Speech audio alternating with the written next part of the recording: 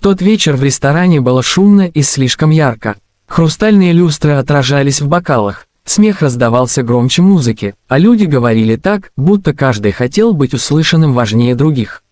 За одним из столиков у окна сидела молодая женщина по имени Алина. Она старалась улыбаться, но внутри ее сжимало напряжение. Пальцы то и дело касались края салфетки, а взгляд постоянно возвращался к экрану телефона, где мигали непрочитанные сообщения от матери. Она не любила такие вечера. Дорогие рестораны всегда напоминали ей, что она здесь будто гость, а не часть этого мира. Алина выросла в обычной семье, работала в небольшой дизайнерской студии и привыкла считать деньги. Но сегодня она оказалась здесь не по своей воле, подруга настояла, сказав, что надо выходить в люди, вдруг судьба. Судьба, однако, молчала. Телефон снова завибрировал. Мама писала коротко, но жестко: «Ты обещала. Завтра семейный ужин, без разговоров». Алина тяжело выдохнула. Она прекрасно знала, что означает этот ужин. Родственники, взгляды, вопросы, а потом неизбежное: «Ну что, когда уже парень, тебе сколько лет, мы переживаем за тебя». В прошлый раз все закончилось слезами в ванной и чувством полной несостоятельности. Она отложила телефон и подняла бокал, делая глоток вина, чтобы успокоиться. В этот момент за соседним столиком раздался громкий мужской голос. Говорили о бизнесе, цифрах, сделках. Среди них выделялся один, спокойный, уверенный, без лишней суеты. Мужчина сидел чуть в стороне, не привлекая к себе внимания, но когда он говорил, остальные замолкали. Это был Михаил, миллионер, владелец нескольких компаний, человек, привыкший наблюдать больше, чем говорить. Михаил оказался здесь случайно. Встреча с партнерами затянулась, и он позволил себе задержаться в ресторане, чтобы перевести дух. Его взгляд скользил по залу без интереса, пока не остановился на Алине. В ней не было показной роскоши, но было что-то другое, усталость, смешанная с решимостью, словно она держалась из последних сил. Алина тем временем не выдержала. Она наклонилась к подруге и почти шепотом, но достаточно отчетливо, чтобы слова прорезали шум зала, сказала: «Мне нужен парень уже к завтрашнему дню. Хоть кто-нибудь, иначе меня просто разорвут». Подруга нервно усмехнулась, решив, что это шутка, но в голосе Алины не было ни капли смеха. В этот момент Михаил услышал ее фразу. Она прозвучала для него неожиданно, слишком искренне, слишком отчаянно. Он машинально отложил телефон и посмотрел в ее сторону внимательнее. «Мне нужен парень уже к завтрашнему дню». Эти слова зацепили его сильнее, чем он ожидал. В них не было каприза или расчета. Это был крик человека, загнанного в угол обстоятельствами и чужими ожиданиями. Михаил знал это чувство. Когда-то давно, до денег и статуса, он тоже пытался соответствовать чьим-то требованиям, доказывать, что он нормальный, успешный, достойный. Он наблюдал, как Алина снова взяла телефон, прочитала новое сообщение и опустила плечи, словно на них легла невидимая тяжесть. Она выглядела одинокой среди сотен людей. И именно это одиночество сделало ее заметной. Михаил впервые за долгое время почувствовал импульс, который не имел ничего общего с бизнесом или выгодой. Он не знал, почему эта ситуация так его задела, но внутри возникло странное, почти дерзкое решение. Пока он еще не произнес ни слова, не встал со своего места, но мысль уже сформировалась четко и ясно. Иногда судьба начинается не с громких поступков, а с одной случайно услышанной фразы. И для Алины этот вечер, начавшийся с тревоги и давления, еще даже не подозревал, что вот-вот свернет совсем в другую сторону. Алина сидела за столиком, чувствуя, как каждое мгновение вечера тянется бесконечно.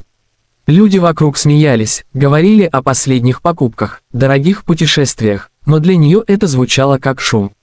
За стеной, чужой и далекой.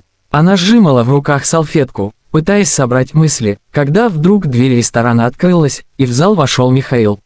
Его появление сразу изменило атмосферу, разговоры стихли, все взгляды обратились к нему. Он шел спокойно, без спешки, как будто каждый шаг был взвешен, и его уверенность ощущалась в воздухе. Алина почувствовала, как сердце ёкнуло. Она не знала, кто он, но его взгляд мгновенно остановился на ней. Михаил прошел несколько шагов, и его глаза заглянули глубоко, словно пытаясь понять ее состояние, ее тревогу и смятение. Она попыталась не смотреть на него, но невольно подняла глаза, и их взгляды встретились. На мгновение мир вокруг исчез, остались только они двое, и это странное ощущение взаимного понимания, которое трудно описать словами. Он подошел ближе и мягко сказал: «Пойдемте со мной». В голосе не было приказа, но была твердость, в которой скрывалась забота. Все присутствующие замерли, наблюдая за этой сценой. Алина, немного ошеломленная, колебалась. Она хотела отступить, но внутри возникло чувство, что этот человек видит ее настоящую, без масок и притворства. Она кивнула, и Михаил аккуратно предложил ей руку, чтобы поддержать ее. Она взяла его руку, и вместе они направились в более тихую часть ресторана, где свет был мягче, а музыка едва слышна. На пути к балкону он заговорил тихо, но так, чтобы она слышала каждое слово: «Я понимаю, что иногда кажется, что весь мир против тебя. Но поверь, есть люди, которые видят тебя и ценят твою честность». Алина была поражена его вниманием. Никто никогда не говорил ей таких вещей. Обычно люди судили ее по внешности или по статусу, но он смотрел глубже. Когда они вышли на балкон, прохладный вечерний воздух мягко обнял их. Внизу город сиял огнями, но для Алины это было неважно. Она чувствовала себя услышанной впервые за долгое время. Михаил продолжил: «Не важно, что говорят окружающие, важно, что говоришь ты сама себе.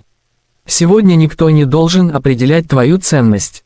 Его слова были простыми, но в них звучала сила, которая пробуждала уверенность, которую она давно потеряла. Алина посмотрела на него, и слезы выступили на глазах. Не от грусти, а от облегчения. Кто-то наконец-то заметил ее, кто-то увидел ее силу, несмотря на страх и сомнения. Михаил протянул ей небольшой платок, чтобы она могла вытереть слезы, и сказал с легкой улыбкой: «Иногда достаточно одного шага, чтобы изменить все. Сегодня этот шаг сделал ты, просто оставаясь собой». Они стояли так несколько минут, наблюдая за городом, и для Алины это ощущение спокойствия и признания было новым. Она поняла, что вечер, который казался ужасным и унизительным, превратился в момент, который может изменить ее жизнь. И хотя она еще не знала, что будет дальше, внутреннее напряжение начало растворяться.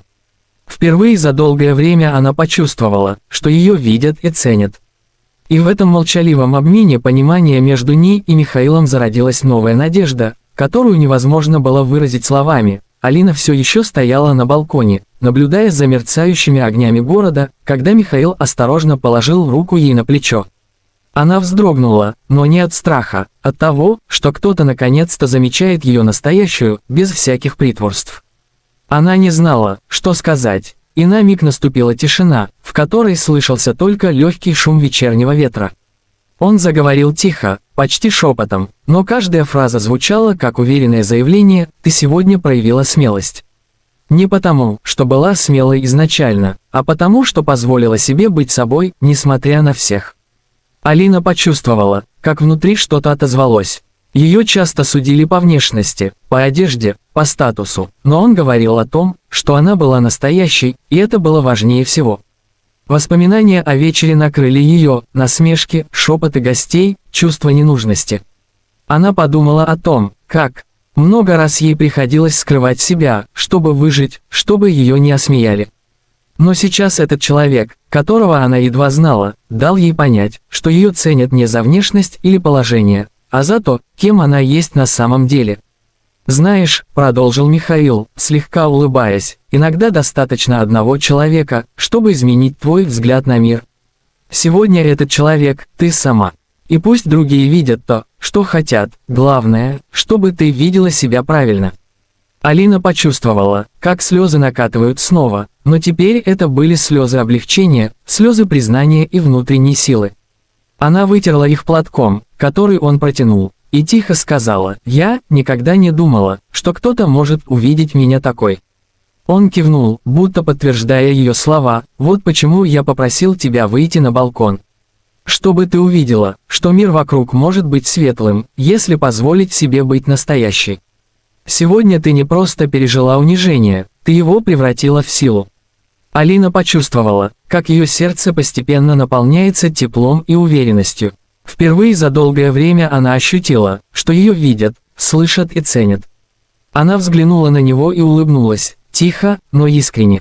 Михаил улыбнулся в ответ, и в этом взгляде было обещание, что сегодня произошло нечто большее, чем просто случайная встреча на вечеринке. Это был момент признания, момент, который мог изменить все ее будущее. Они стояли так несколько минут, молча, наслаждаясь редким ощущением настоящей связи. Алина поняла, что больше не хочет прятаться.